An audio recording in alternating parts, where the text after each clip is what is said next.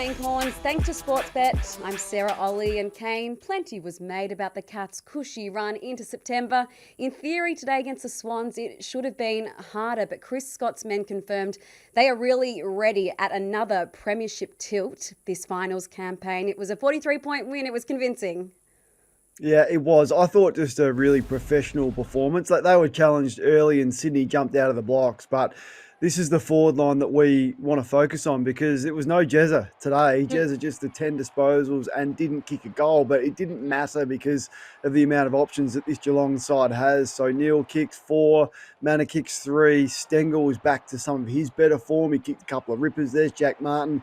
He kicked a couple. Brian Myers, just the 11 goals leading into this season, not a prolific goal scorer, but kicked 2 today. So they have so many options. Dempsey can push down from the wing. They kicked 16 goals. They had 31 scoring shots, and defensively, that was the most impressive thing. They kicked 11 goals off Sydney turnovers. So the team that wins the premiership this year will be the team that defends the best and also scores the heaviest off their turnovers, particularly in the front half. So for Geelong to go there against a side that's been in really good form and a danger, they would have loved to have ruined the season and get it done. A couple of really good tagging jobs. Mullen and O'Connor did a ripping job on Isaac Heaney. So just a professional performance in a hostile environment from a side that we haven't really spoken a lot about, but I think over the next week we are going to speak a lot about.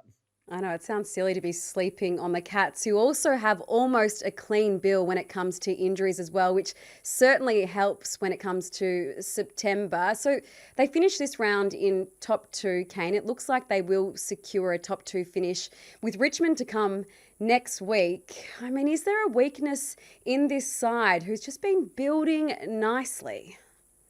Yeah, so the thing that they'd be most pleased about, I reckon, was Tom Stewart back into form. And De Koning looked rock solid as well today. So Tom Stewart, he's been really down on form. Now, part of that is because of that knee that he's been carrying for the majority of the year. But 25 today, went at 80% by foot, 4 intercept marks, him and De Koning behind the ball with Henry. So that, I think that's the most pleasing thing. And maybe they're one midfielder short, but I don't know. Bailey Smith and Max Holmes, who didn't have his biggest game today, Holmes, maybe that covers for it. Dangerfield fresh, they've been able to manage him. So to answer your question, they're in as good a shape as anyone. What's gambling really costing you? For free and confidential support, call the number on the screen or visit the website.